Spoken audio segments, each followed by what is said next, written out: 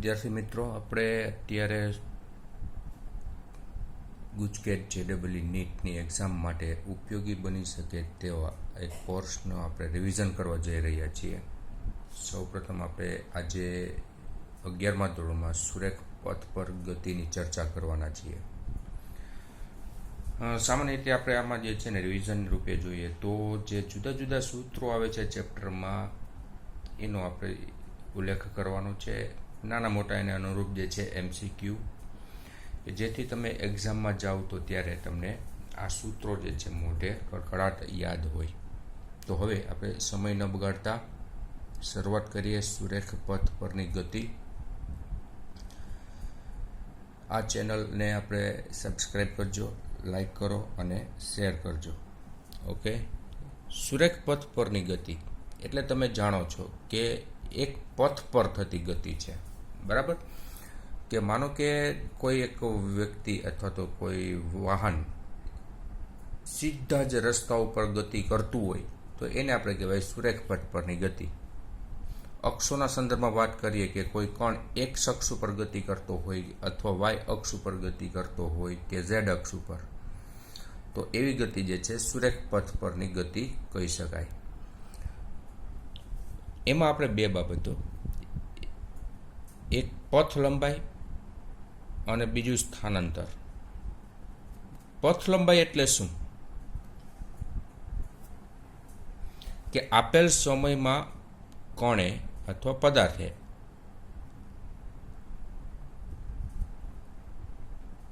કાપેલું અંતર, આપેલ સમયમાં પદાર્થે અથવા કણ એ કાપેલું અંતર એટલે થાય પથ લંબાઈ, અથવા એને કહેવાય કુલ અંતર. પથ લંબાઈ અથવા કુલ અંતર આ બંને એક જ થાય. ધારો કે આપણે X અક્ષ ઉપરની વાત કરીએ, અહીંયા ઉદ્ગમ બિંદુ છે, આ બધા એના માપ છે. ધારો કે સેન્ટીમીટરમાં છે, 1 સેન્ટીમીટર, 2 સેન્ટીમીટર, 3 સેન્ટીમીટર, આ બાજુ -1, -2. હવે કોઈ એક કણ ધારો કે આ બિંદુ A પરથી ગતિની શરૂઆત કરે છે, એ ત્યાંથી ગતિ કરીને આ B બિંદુ પર જાય છે, B બિંદુ પરથી ગતિ કરી અને ધારો કે આ બિંદુ C પર આવે છે, બરાબર? એટલે A થી B પર જાય છે, B થી C પર જાય છે. તો કાપેલું અંતર કેટલું ગણાશે? એટલે કે આની પથ લંબાઈ કેટલી ગણાય? તો કે આ અંતર જે ટોટલ કાપ્યું A થી B પર ગયા છે એટલે કેટલું અંતર કાપે? તો કે 2 સેન્ટીમીટર, બરાબર? ત્યાંથી પાછો રિટર્ન થાય છે 3 સેન્ટીમીટર, 4 સેન્ટીમીટર, 5, 6, એટલે અને પથ લંબાઈ કહેવાય 6 સેન્ટીમીટર. એટલે પથ લંબાઈ જે છે ને એ હંમેશા કેવું હોય? ધન હોય, કારણ કે એ એક સામાન્ય અંતર છે, એ ક્યારેય ઋણ ન હોય. એ કેવું હોય? ધન. પરંતુ સ્થાનાંતરની વાત કરીએ, સ્થાનાંતર એટલે શું? આપેલ સમયમાં કણના સ્થાનમાં થતા ફેરફારને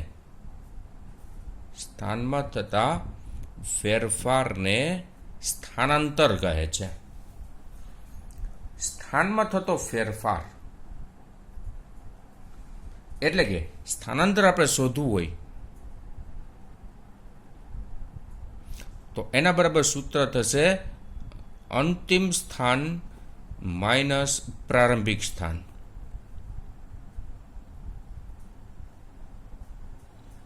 અંતિમ સ્થાનમાંથી પ્રારંભિક સ્થાન બાદ કરો એટલે મળશે તમને સ્થાનાંતર. સામાન્ય રીતે સ્થાનાંતરને ડેલ્ટા X વડે દર્શાવે છે એક પરિમાણિક ગતિમાં. અંતિમ સ્થાન ધારો કે છે x2, પ્રારંભિક સ્થાન છે x1, તો x2 - x1 એ થશે સ્થાનાંતર. આપણા ઉપરોક્ત ઉદાહરણ ધ્યાનમાં લો કે આ ઉદાહરણની અંદર આપણે જોયું કણ ગતિની શરૂઆત ક્યાંથી કરે છે? તો કે બિંદુ A થી, એટલે આ પ્રારંભિક સ્થાન થયું, બરાબર? ગતિ કરી અને છેલ્લે ક્યાં પહોંચે છે? બિંદુ C પર, એટલે આ અંતિમ સ્થાન થાય છે. તો અંતિમ સ્થાન કેટલું? તો કે -1, એટલે અહીંયા આપણે મૂકીએ -1 અંતિમ સ્થાન માઇનસ પ્રારંભિક સ્થાન કેટલું છે તો કે 1, તો આ સ્થાનાંતર કેટલું કયું કહેવાય -2 સેન્ટીમીટર. તેથી સ્થાનાંતરમાં જો ઋણ મળે છે એટલે સ્થાનાંતર ધન હોઈ શકે, ઋણ હોઈ શકે, શૂન્ય પણ હોઈ શકે. ધન, ઋણ કે શૂન્ય ગમે તે હોઈ શકે. ક્લિયર છે? સમજી ગયા હવે બેનો ડિફરન્સ શું, પથ લંબાઈ એટલે શું અને સ્થાનાંતર એટલે શું.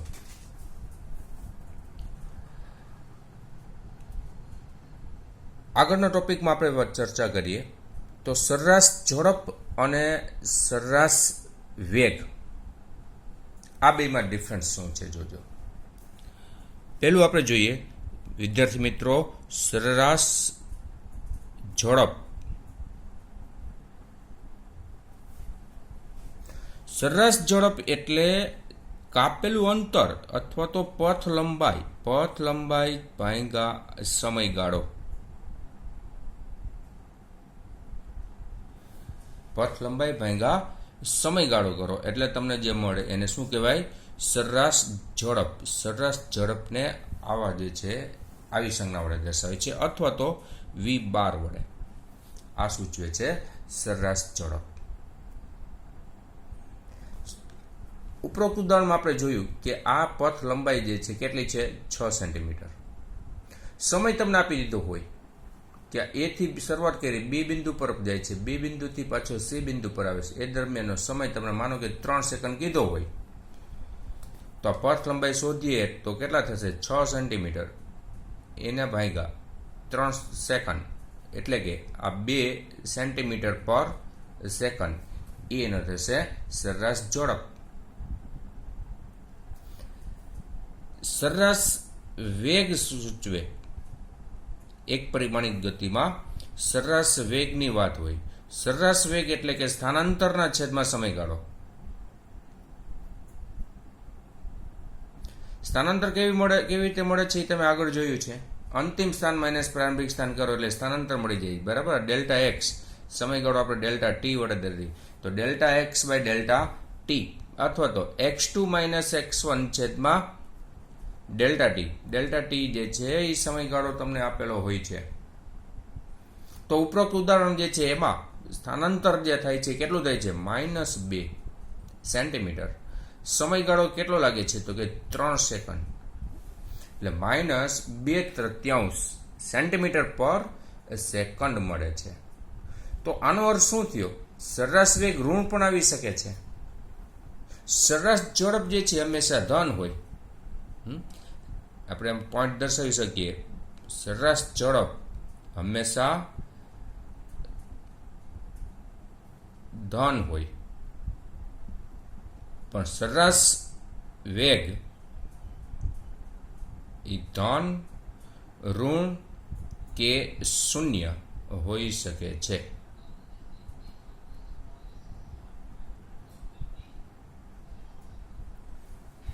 ક્લિયર? ખ્યાલ આવી ગયો બધાને? ઓકે, હવે આપણે ચર્ચા કરવા જઈએ છીએ સ્થાન વિરુદ્ધ સમયના આલેખ પરથી સરેરાશ વેગ કેવી રીતે મળે. સ્થાન વિરુદ્ધ સમયનો આલેખ આપેલો હોય એમાં તમારે સૌપ્રથમ તો જે છે ઢાળની કિંમત જાણતા હોવો જોઈએ. ઢાળ કોને કહેવાય એ તમને પહેલા ખ્યાલ હોવો જોઈએ. તો આપણે એક જે છે ચર્ચા કરી લઈએ કે ઢાળ એટલે શું. કે XY સમતલની અંદર તમને કોઈ એક આલેખ આપવામાં આવ્યો હોય, આ X અક્ષ ને આ Y અક્ષ છે, બરાબર. એમાં તમને આ રીતનો એક આલેખ આપી દીધેલો હોય તો આ આલેખમાં ઢાળ એટલે શું, આલેખનો ઢાળ કઈ રીતે મેળવી શકાય, બરાબર છે? બરાબર સમજો. તો આના ઉપર આપણે જે છે ને બે બિંદુઓ પસંદ કરો કે ધારો કે આ બિંદુ છે A, આ બિંદુ છે B. ઓકે, એ બિંદુ પરથી એક ઊભી રેખા દોરો, બી બિંદુ પરથી આડી રેખા દોરો એટલે કાટકોણ ત્રિકોણ રચાણો. આ બિંદુ નામ આપી દો C. તો હવે એમાં આ માપ જે છે AC, Y અક્ષને સમાંતર જે માપ છે AC અને X અક્ષને સમાંતર માપ છે BC. ઈ બંનેનો ગુણોત્તર એટલે કહેવાય ઢાળ. એને એમ સંજ્ઞા વડે દર્શાવાય એસી અપોન બીસી, ઊભું માપ છેદમાં આડું માપ. ધારો કે તમને આ ખૂણો આપ્યો હોય કે તમને કહી દીધો છે આ 30 ડિગ્રી છે કે 60 ડિગ્રી છે 45 ડિગ્રી એવું કીધું હોય, તો એસી શું છે? આ ખૂણાની સામેની બાજુ છે. બીસી શું છે? તો કે આ ખૂણાની પાસેની બાજુ. તો આ ઢાળ બરાબર તમે એમ પણ કહી શકો tan થીટા. એટલે ખૂણો આપ્યો હોય બરાબર તો પણ તમે ઢાળ શોધી શકો, અથવા આ ઊભું માપ ને આડું માપ આપેલું હોય તો એના ઉપરથી ઢાળ શોધી શકો. આ આલેખ જે છે ને એનો ઢાળ હંમેશા કેવો મળશે? ધન મળશે. આ આલેખનો ઢાળ કેવો મળે? ધન. પણ આ જ જગ્યાએ હું તમને એમ કહું કે આ આલેખ જે છે ને આ રીતનો હોય, આ રીતનો આલેખ હોય, તો એમાં શું થશે કે તમે ઊભું માપ ને આડું માપ જે આમાં ગણતરી કરી બરાબર છે, તો એમાં આ જે છે જો એના યામ હોય, આ જે છે આપણે બિંદુઓના યામ દર્શાવી દો. આપણે ધારી લ્યો કે અહીંયા આગળ જે છે એક્સ એમ જે છે x1, અહીંયા જે છે x2, આ y1, આ y2 બરાબર. તો હવે આ એસી નું માપ શોધો તો શું થશે? y2 minus y1, y2 minus y1. હવે આ જે ક્રમમાં બાદબાકી કરે છે એ જ ક્રમમાં નીચે બાદબાકી કરવાની. એટલે કે તમે આ એ બિંદુનો વાયમ પહેલા લખ્યો છે તો એ જ બિંદુનો એક્સ યામ જે છે પહેલા લખવાનો. એટલે અહીંયા શું આવશે? x2 minus x1. એટલે આ ઉપર અને નીચે બંને બાદબાકી ધન મળે છે, એટલે આનો ઢાળ કેવો થશે? ધન.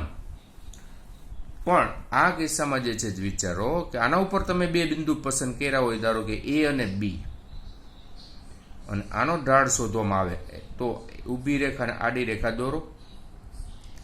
અહીંયા આગળ જે છે યામ જે છે x1, આ બિંદુ જે છે એના યામ છે x2, પછી આ બિંદુ જે છે એને અનુરૂપ y યામ જે છે અહીંયા આપણે y1 બરાબર. આ બિંદુનો જે છે y યામ જે છે એ y2. તો આ ઉદાહરણમાં તમે ઢાળ શોધો જોઈએ તો m બરાબર ઊભું માપ જો કે એસી, આડું માપ બીસી. તો એસી નું માપ જે છે તમે લેશો તો જો ક્રમ નથી બદલવાનો, તમે માનો કે y2 માઇનસ y1 કરો છેદમાં x2 માઇનસ x1 કરશો, તો ઉપર જે છે ને y2 માઇનસ y1, y2 કેવા છે? નાના છે, y1 મોટા છે. એટલે ઉપર કિંમત ઋણ આવશે, નીચે ધન આવશે. એટલે સરવાળે આ કિંમત કેવી મળશે? ઋણ.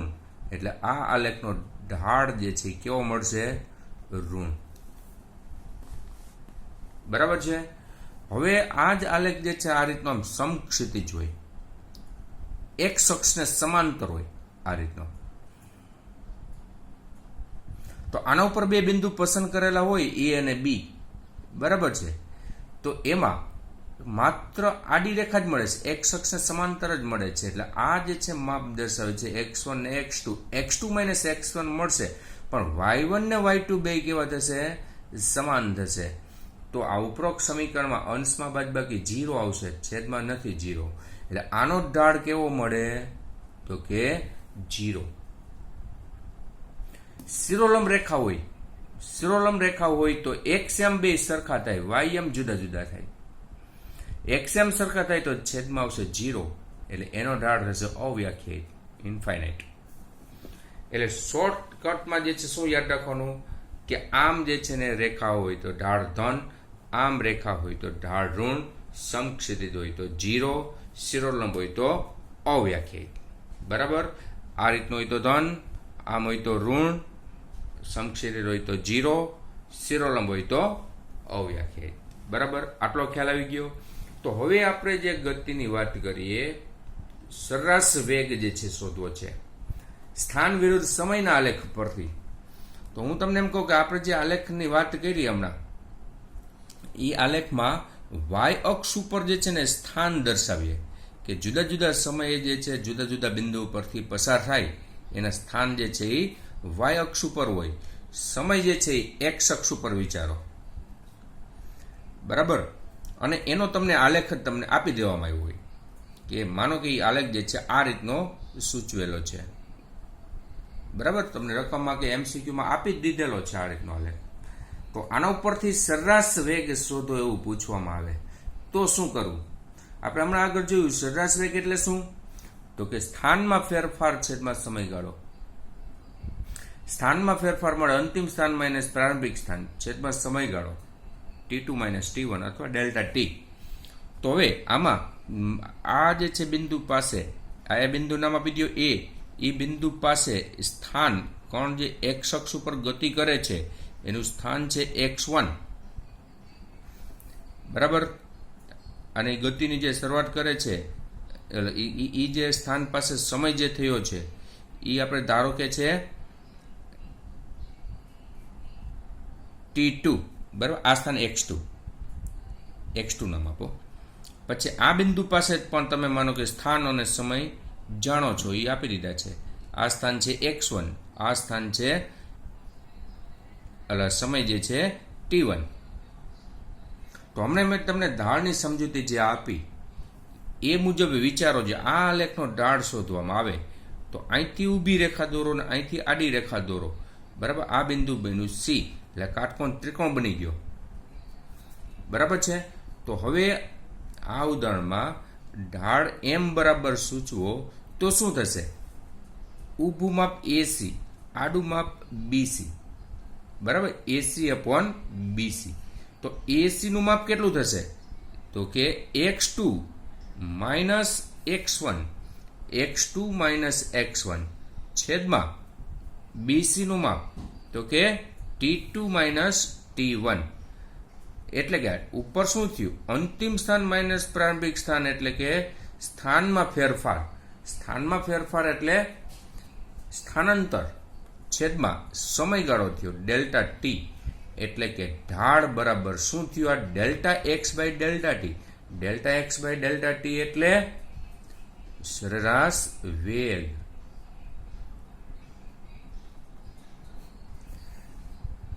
એટલે વિદ્યાર્થી મિત્રો ખાસ યાદ રાખજો શું કે એક્સ વિરુદ્ધ ટી નો આલેખનો ઢાળ એટલે શું થાય? સરેરાશ વેગ. ફરીથી એક્સ વિરુદ્ધ ટી ના આલેખનો ઢાળ બરાબર શું થાય? સરેરાશ વેગ થાય. હવે ભૂલતા નહીં, આ રીતનો તમે શોધી શકો, બરાબર. અથવા આ ખૂણો આપી દીધો હોય તો એકદમ ઈઝી થઈ જશે, બરાબર. એ tan થીટા ખૂણો આપ્યો હોય, માનો કે 30 ડિગ્રી આપ્યો, tan 30 ડિગ્રી એટલે 1/√3 એ થશે ઢાળ. ઢાળ જે છે એ સરેરાશ વેગ સૂચવે છે ને? એકદમ ક્લિયર આવડી જાય. કોઈને ભૂલ પડે ન પડે, બરાબર. હવે માનો કે તમને ઈ આલેખનો ઢાળ જે આપ્યો હોય ઈ આલેખ જે છે આ રીતનો છે, એક્સ વિરુદ્ધ ટી.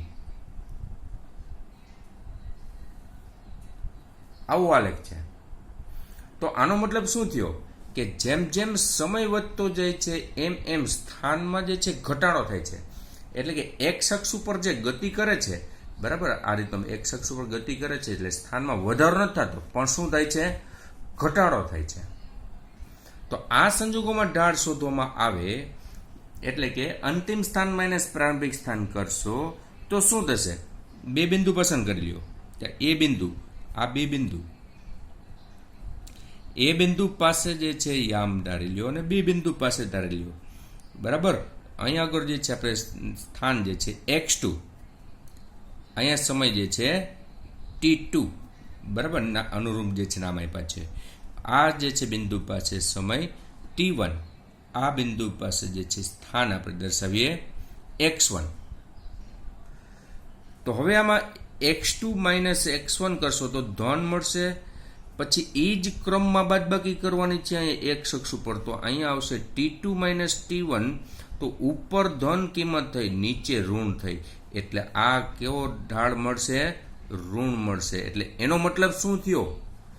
તો કે આ સરેરાશ વેગ જે છે એ સરેરાશ વેગ આ કિસ્સામાં કેવો મળશે? ઋણ મળશે, બરાબર. સરેરાશ વેગ ઋણ મળે. આવો આલેખ હોય એટલે સમજી જવાનું સરેરાશ વેગ ઋણ છે. સરેરાશ વેગ ઋણ હોય એટલે એ જે અક્ષ ઉપર ગતિ થતી હોય ને એમાં માનો કે આ અહીંયા પ્રારંભિક સ્થાન હોય તો અંતિમ સ્થાન જે છે ને એ આ બાજુ જમણી બાજુ ન હોય, ડાબી બાજુ હોય, બરાબર. તો જ જે છે ને સ્થાનાંતર ઋણ મળે. સ્થાનાંતર ઋણ મળે તો સરેરાશ વેગ ઋણ થાય. ક્લિયર? કારણ કે અંતિમ સ્થાનમાંથી પ્રારંભિક સ્થાન બાદ કરવાનું છે, નાનામાંથી મોટું બાદ કરવાનું છે, એટલે સ્થાનાંતર ઋણ મળે. પરિણામે સરેરાશ વેગ ઋણ થશે. ખ્યાલ આવી ગયો બધાને?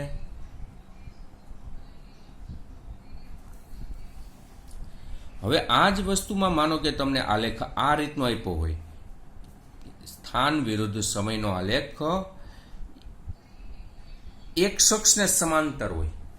એક શખ્સને સમાંતર છે એનો મતલબ શું થયો? જુદા જુદા સમયે તેનું સ્થાન મેળવો ને તો એકને એક જ છે. જો આ T1 સમય લ્યો, T2 સમય લેશો, T3 સમય લેશો તો એ બધા જ સમયે સ્થાન જે છે એ એકને એક જ મળે છે. એટલે કે સ્થાન બદલાતું નથી, સ્થાનમાં ફેરફાર 0 છે. તો આનો ઢાળ કેવો હોય? હમણાં જ આપણે ચર્ચા કરી કે આવો આલેખ હોય તો એનો ઢાળ 0 હોય. એટલે અહીંયા m બરાબર ઢાળ જે છે 0, ઢાળ 0 તો સરેરાશ વેગ છે એ કેટલો થશે? 0 થશે. એટલે કે એ કોણ જે છે એનું પ્રારંભિક સ્થાન છે એ જ અંતિમ સ્થાન છે. ક્લિયર? આવડી જશે? ઓકે.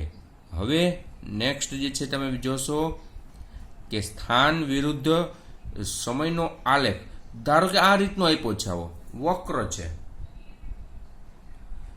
વક્ર આલેખ હોય તો આનો ઢાળ શોધવામાં આવે, ઢાળ મળી શકશે પણ એ અચળ ન હોય. બરાબર? જો યાદ રાખજો, આલેખ જે છે ને સુરેખ હોય, સીધી રેખા હોય.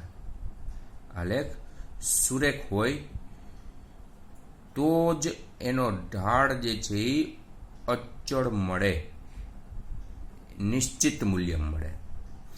પણ આલેખ જે છે વક્ર સ્વરૂપમાં હોય, આવો વક્ર સ્વરૂપે હોય તો એનો ઢાળ જે છે અચળ હોતો નથી. તેથી આમાં ઢાળ અચળ નથી એટલે સરેરાશ વેગની કિંમત અચળ નથી. એટલે કે જુદા જુદા સમયે જે છે ને આનો સરેરાશ વેગ કેવો મળશે? જુદો જુદો મળશે. આવી ગતિ જે છે એને અનિયમિત ગતિ કહેવાય છે. કેવી? અનિયમિત ગતિ.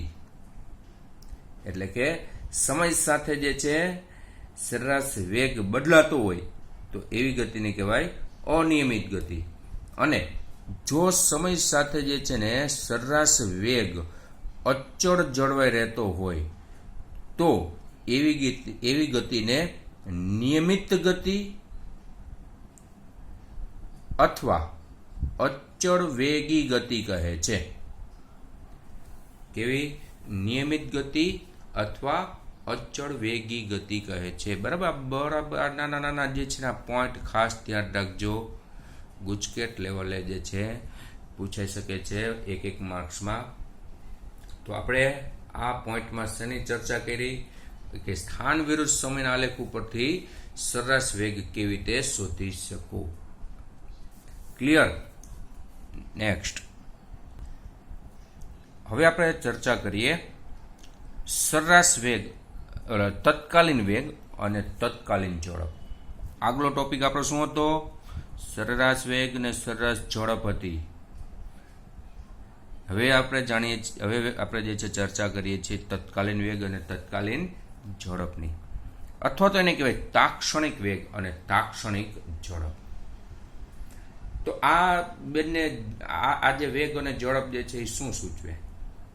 તો કે સમગ્ર ગતિ દરમિયાન વચ્ચે કોઈ પણ ક્ષણે એ કણનો જે વેગ હોય એને તત્કાલીન વેગ કહેવાય અને તે ક્ષણે ઝડપ હોય એને તત્કાલીન ઝડપ કહેવાય. એટલે કોઈ પણ ક્ષણે તમે એક સ્થાન પરથી બીજા સ્થાન પર જે છે વાહન લઈને જતા હો તો ત્યારે માર્ગમાં માનો કે કોઈ પણ એક સમય તમારી ઝડપ કેટલી છે તો એ તત્કાલીન ઝડપ કહેવાય. સામે તે તત્કાલીન વેગ ને તત્કાલીન ઝડપ કોઈ પણ ક્ષણે જે છે સમાન જ હોય છે. એ કેવી રીતે હોય છે આપણે છેલ્લે ચર્ચા કરીએ છીએ. બરાબર.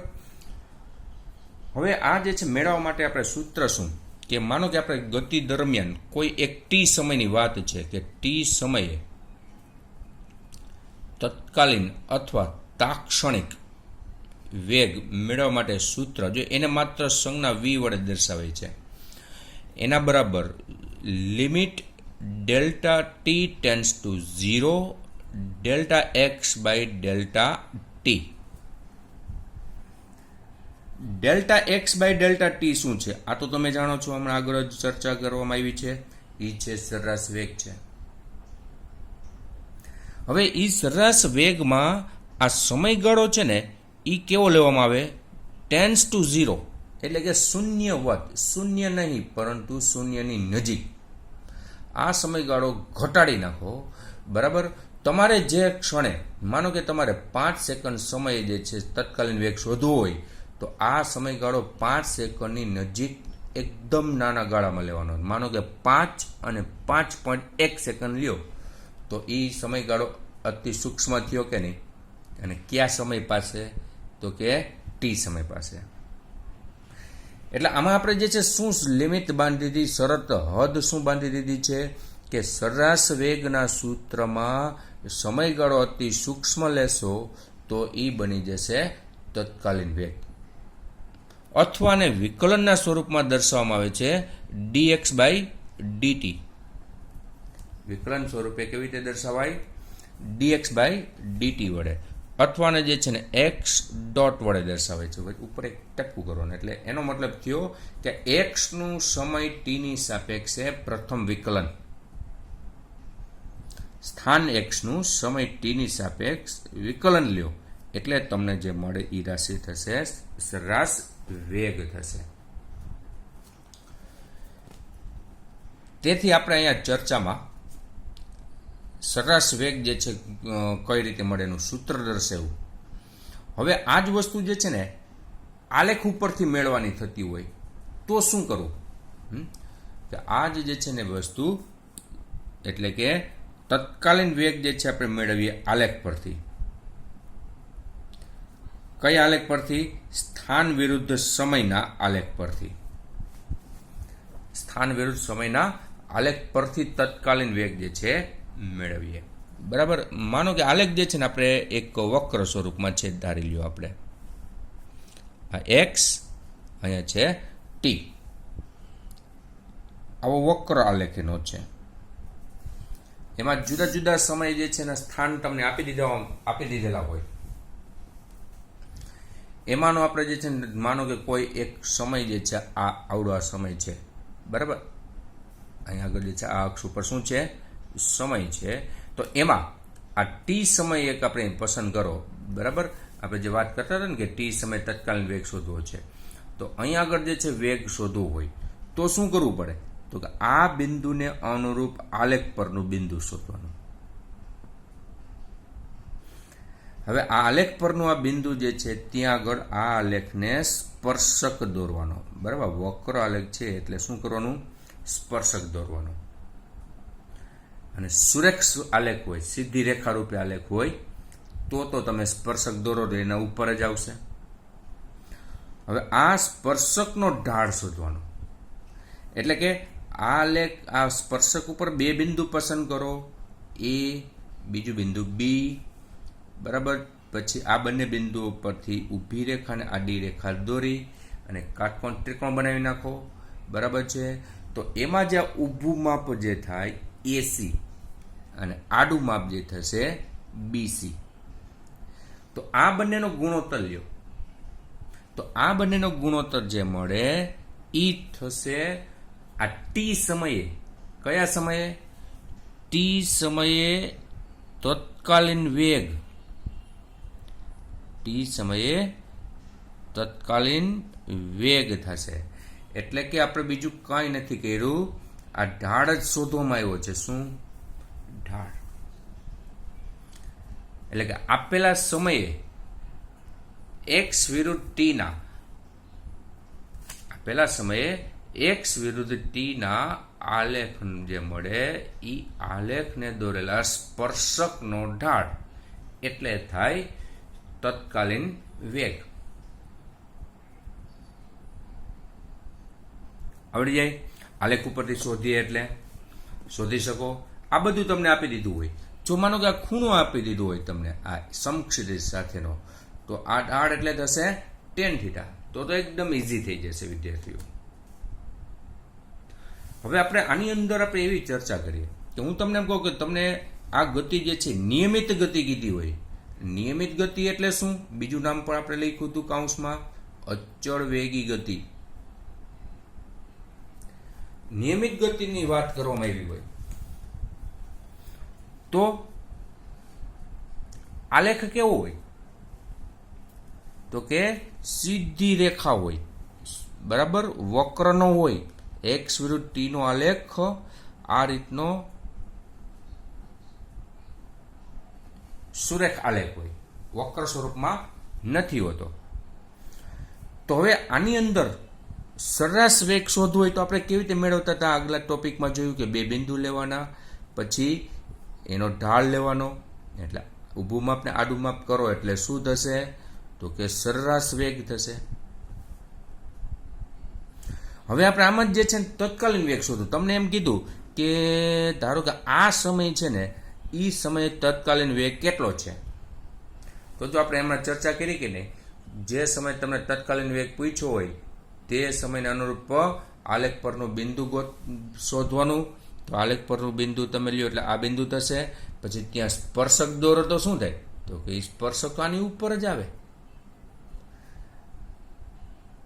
બરાબર. તો આ સ્પર્શકનો ઢાળ શોધો એટલે એના ઉપર બે બિંદુ ગમે તે લઈ લ્યો. સુરેખા હોય ગમે બે બિંદુ લ્યો, ઢાળ એક સરખો જ હોય. એટલે આની અંદર સરેરાશ વેગ શોધવામાં આવે કે તત્કાલીન વેગ શોધવામાં આવે તો બંનેના મૂલ્યો કેવા હોય? સમાન જ હોય. યાદ રાખજો કે નિયમિત ગતિ હોય એટલે પહેલી વસ્તુ તો એક્સ વિરુદ્ધ ટી નો આલેખ સુરેખા હોય. નિયમિત ગતિમાં એક્સ વિરુદ્ધ ટી નો આલેખ કેવો હોય? સુરેખા, બરાબર. પછી તેમાં કોઈ પણ ક્ષણે, કોઈ પણ સમયે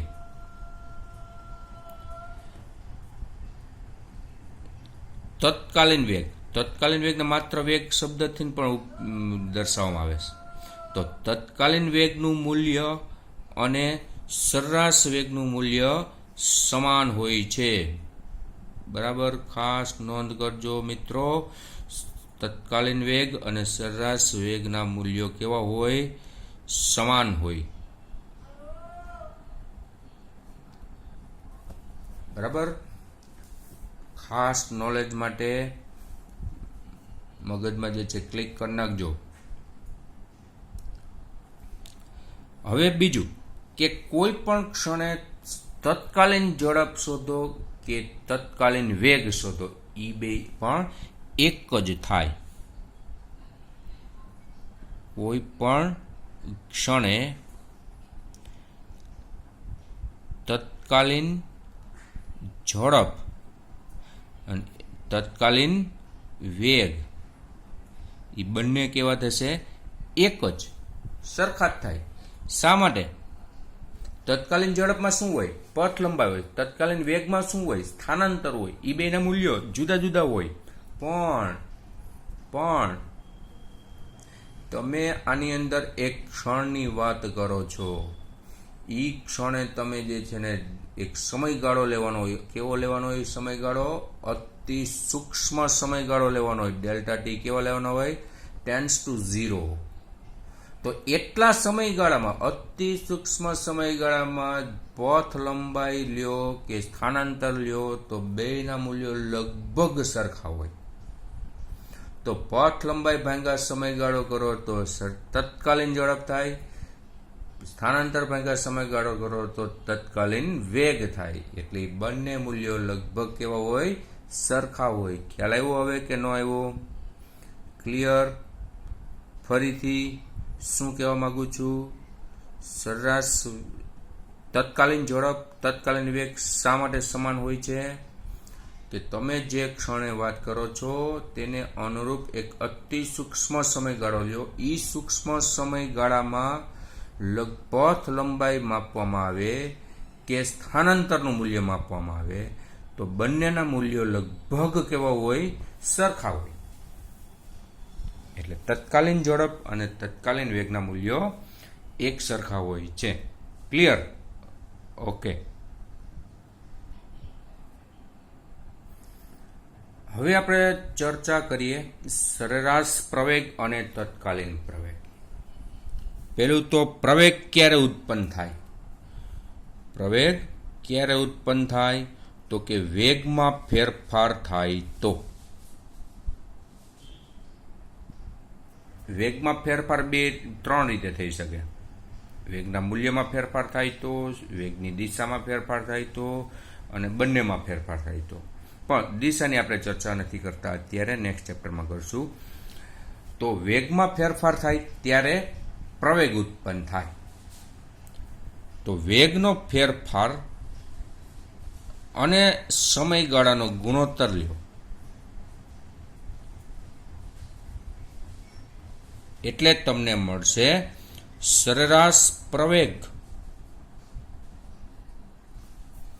વેગનો ફેરફાર છેદમાં સમયગાળો એટલે શું થાય? સરેરાશ પ્રવેગ. વેગમાં ફેરફાર ડેલ્ટા વી, સમયગાળો ડેલ્ટા ટી, સરેરાશ પ્રવેગની સંજ્ઞા average accelerator, average acceleration, delta V by delta T.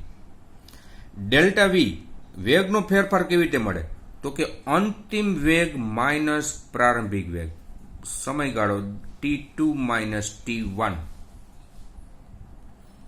અંતિમ વેગમાંથી પ્રારંભિક વેગ બાદ કરો એટલે શું મળશે? સરેરાશ પ્રવેગ મળશે.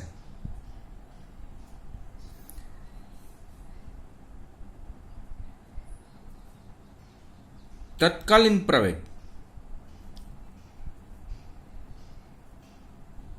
એટલે કે ધારો કે આપણે કોઈ ટી સમયની વાત છે, ટી સમયે તત્કાલીન પ્રવેગ એ બરાબર limit delta T tends to 0 delta V by delta T. એટલે કે સમયગાળો જે છે અતિ સૂક્ષ્મ કરી નાખો, ડેલ્ટા ટી ટેન્ડ્સ ટુ 0 લઈ લ્યો તો તે ક્ષણે આ જે છે ને આ તો ઉપરનું સૂત્ર છે, જો આ સરેરાશ પ્રવેગનું સૂત્ર છે. એટલે સરેરાશ પ્રવેગ છે એ શું બની જાય? તત્કાલીન પ્રવેગ બની જાય. અથવા એને દર્શાવાય ડીવી બાય ડીટી. શેના વડે? D V by D T. બરાબર. વેગનું સમયની સાપેક્ષ વિકલન કરો એટલે શું મળે? પ્રવેગ મળે. અને પાછું વેગ વી, વેગનું સૂત્ર આપણે હમણાં જ જોયું, એ હતું dx by dt. dx by dt એટલે કે આનો અર્થ શું થયો? x નું સમયની સાપેક્ષ વિકલન ફરીથી સમયની સાપેક્ષ વિકલન, એટલે કે x નું સમયની સાપેક્ષે 2 વખત વિકલન, દ્વિતીય વિકલન.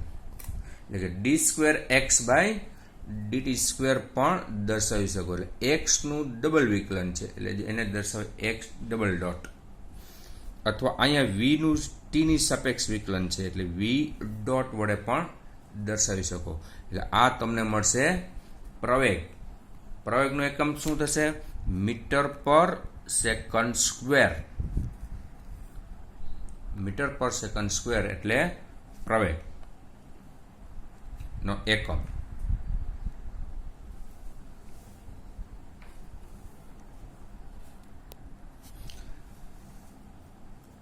બરાબર ખ્યાલ આવ્યો હવે તમને? જો કણનો જે છે ને વેગ છે, વેગના મૂલ્યમાં વધારો થાય, વેગના મૂલ્યમાં વધારો થાય તો આ વેગનો ફેરફાર છે એ કેવો આવશે?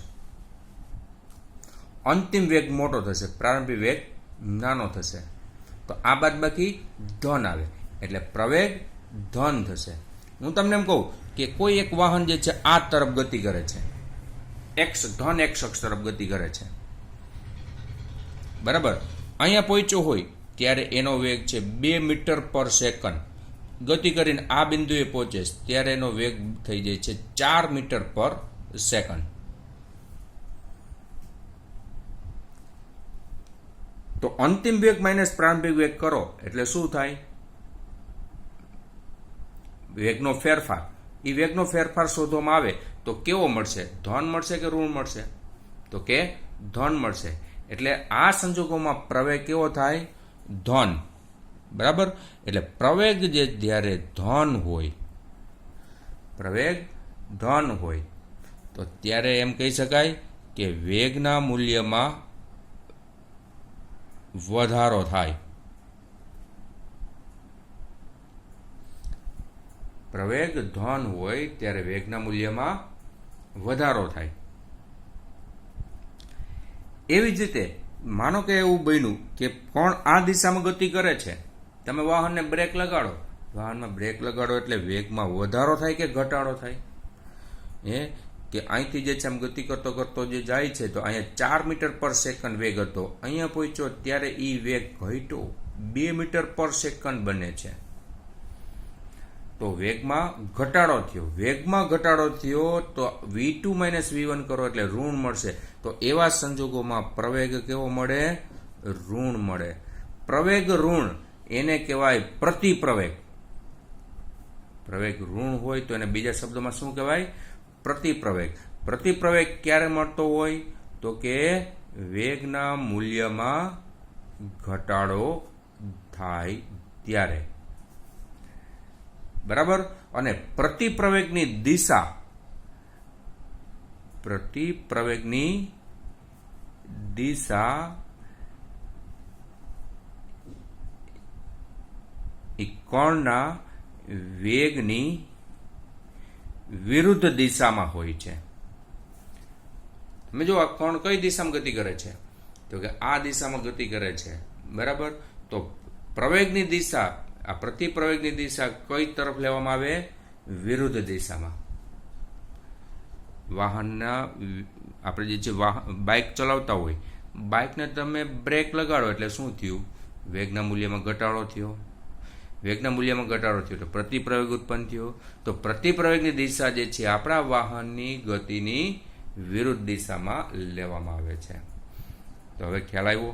એટલે આ ટોપિકમાં આપણે શું ભણ્યા? સરેરાશ પ્રવેગ અને તત્કાલીન પ્રવેગ. ક્લિયર? નેક્સ્ટ આપણે જે છે અભ્યાસ કરશું આલેખ પરથી આ સરેરાશ પ્રવેગ, તત્કાલીન પ્રવેગ કેવી રીતે મળે, એની સંજ્ઞા કેવી રીતે નક્કી કરી શકાય. બરાબર છે? તો આપણી આ channel physics by Mukesh Bhoraniya, આ ચેનલને સબસ્ક્રાઈબ કરો, શેર કરો, લાઈક કરો. બરાબર. નેક્સ્ટ વિડીયોમાં આપણે આગળના ટોપિકની ચર્ચા કરશું.